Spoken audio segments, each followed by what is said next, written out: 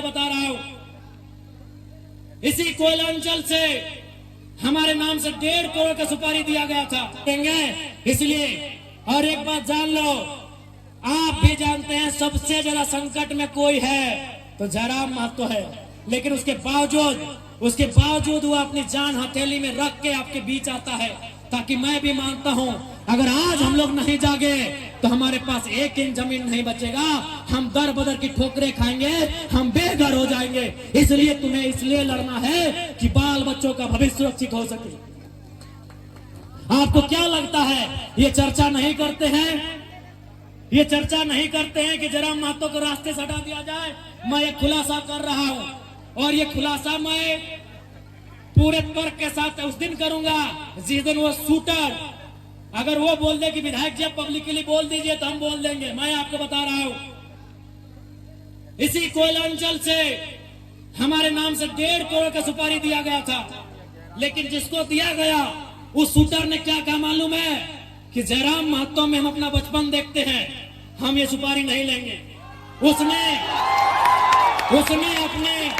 उसने अपने लोगों को मेरे पास भेजा और बोलिए कि जाके उनको अलर्ट कर दीजिए, हम लोग सुपारी रिटर्न कर रहे हैं, लेकिन कोई दूसरा ले लेगा तो फिर हम लोग गारंटी नहीं लेंगे। उनको बोलिए वो सुरक्षित रहे, लेकिन हम उनका नाम और सारी चीजों को क्लियर इसलिए नहीं करेंगे क्योंकि एक प्रोटोकॉल होता है। अगर वो शख्स बोल दे कि आप पब्लिकली प्रेस में आके बोल दीजिए, हम उस दिन बोलने में हमको डर नहीं लगेगा।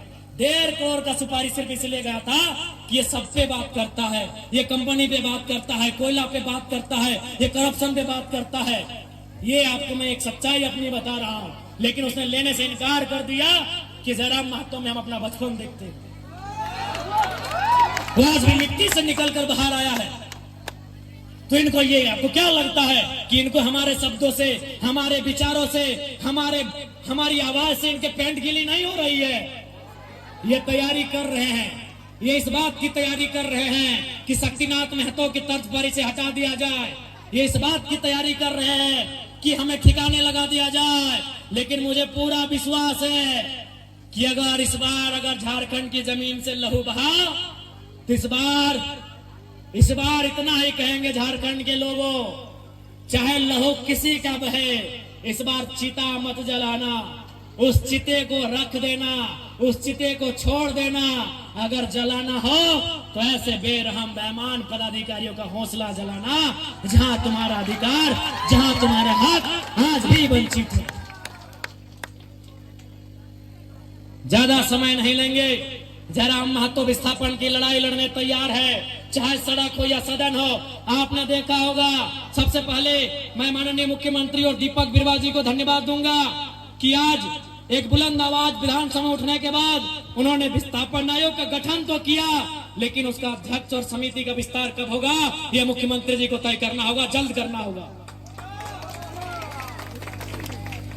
बिल्कुल, ये आपकी ताकत थी, आपके वोट की ताकत थी कि आज जयराम महतो जब सदन में खड़ा होता है लोग थरथराते हैं कि इस बार ये कौन सा सवाल पूछेगा। लोग थरथराते हैं कि इस बार कौन सा सवाल पूछेगा। और अंत में इतना ही कहेंगे, कोयलांचल के बहनों, लड़ाई हर एक तरीके से लड़नी होगी। आपको लड़ना भी है, आपको पढ़ना भी है और जानकारी भी रखना है। विनोद बाबू लड़े चूंकि वो वकील थे, जयपाल सिंह मुंडा लड़े वो विदेश से पढ़ के आए थे। अरे भारत की आजादी को पढ़िए ना, Gandhi barrister, Nehru barrister, Patel barrister, Netaji Subhash Chandra Bose ICSE में टॉप करने वाले।